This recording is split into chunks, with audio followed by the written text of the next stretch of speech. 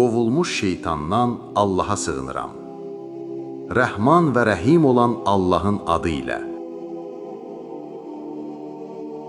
Biz səndən əvvəl elə bir elçi, elə bir peyğəmbər göndərməmişik ki, o ayələrimizi oxumaq istədikdə, şeytan onun oxuduğuna gizlicə vəsvəsə verməsin.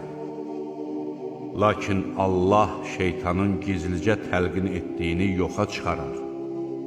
Sonra da Allah öz ayələrini möhkəmlədər. Allah biləndir, müdrikdir. Belə edər ki, şeytanın gizli təlqini qəlbində xəstəlik olanlar və qəlbi sərt olan insanlar üçün bir sınaq vasitəsinə çevrilsin. Həqiqətən zalimlar uzaq bir ayrılıq içindədirlər.